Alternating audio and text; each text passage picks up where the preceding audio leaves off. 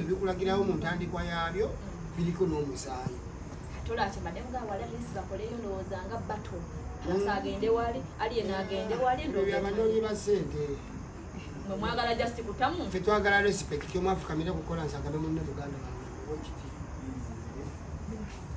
Ate nga kijja kubaawo bwe gumamu bugumi kati.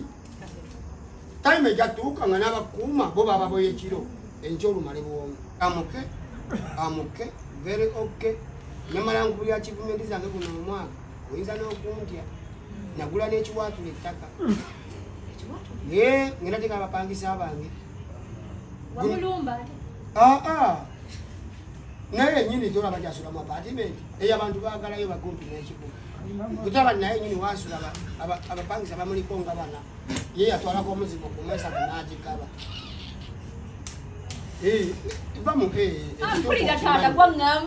Ekituufu okimanyi pozi atokola ku pulaani ya nnyumba.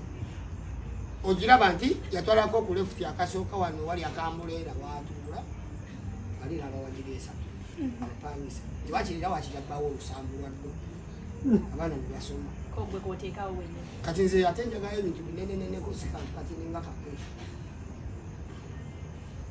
ati kati mugambye nze kati mbenga nazimba erigo obwaguga ate erinkola eyakati ngenda kukola units 16 ye yakola 4 ngenda kukola 16 enyumba ye ndagikola tayimuzi 4 okitegeera ndi y'abapangisa bano be bali betunuulire mu kolido mbawene kapule bulawo wakati mpisi yange nene sikatununga kake bikoze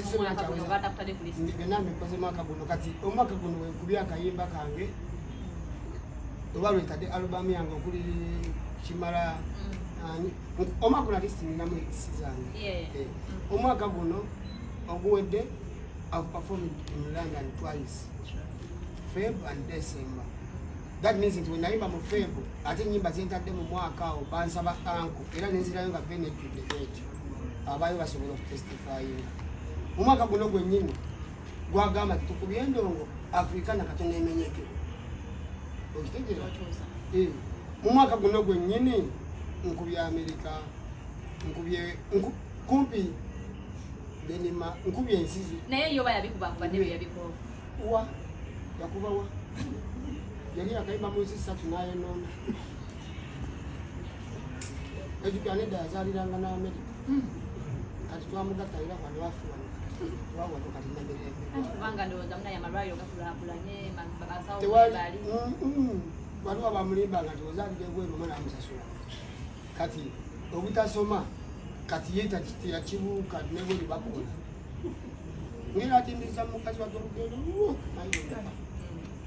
Muna ibira nzinze kati fetutambula tamba kugenda ku America manyi nayo wa mami wali wabera.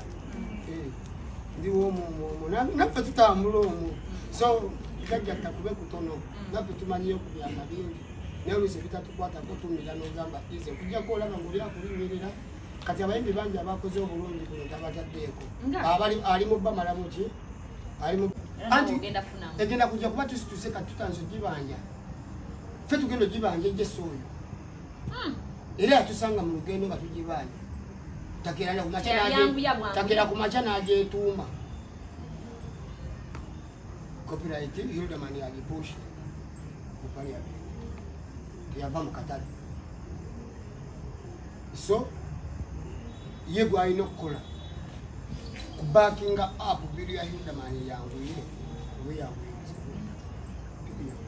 kajukira oyo simanyi mulimu gwakola baba wa mulimu gumu ne full figure simanyi baba wakola ono senior presidential full figure si senior just ka senior wake kana babu za gwe bagamba mu senior military siba sirikali bona bera mutaka na industry bitiwa byawo kana wali na bitiwa byamanya na akasente kabaka awo kana nenga bakolera mu office eyo kale omu akolera ku bulyango nga bakayingira omulala wayingirako mu kasenge k'omunda olaba nalabanga muli bulungi simulabe wange simulabe wange kyova olaba ye nsobola omugambako ne sikuma mukumi ne mugamba Kenzo oli muganda wange naawe olina legasi gy'onoonyanga omuntu okitegedde ne demo kirasimonita samuya so ngoyagala akatiibwa ka demo bakabali wenge n'obulala babali wenge ate ekyo no bosi waffe tukipire ku ki pulezidenti w'abantu ne gavumenti yo gyagala okusuuta emuli kuganaizinga nnyo era diplomasi gyemuwa gwe gimuwe emutya wagala kumufuula mwangu omumanyimanyi nemugamba siganye omumanyi wali omulabyeko yakusukkamu olowooza lwaki webasalako yida okutu abaaliwo tebakuzaako yesu yajjawo yini naakuzaako bibo bimulala amugye mu mboozi ataasa future y'abaana be onayinza okuba yeyi yagirwanyeeko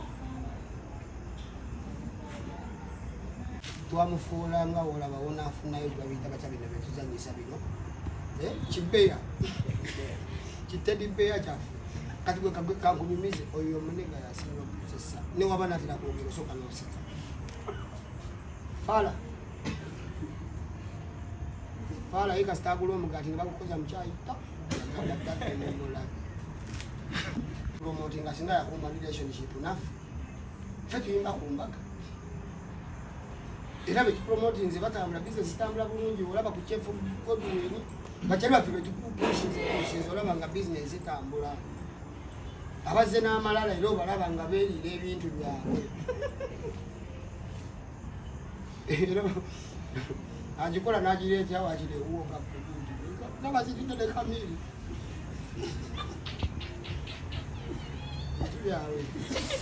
so omukulu ono batwaiza okugamulabika bino byogerwako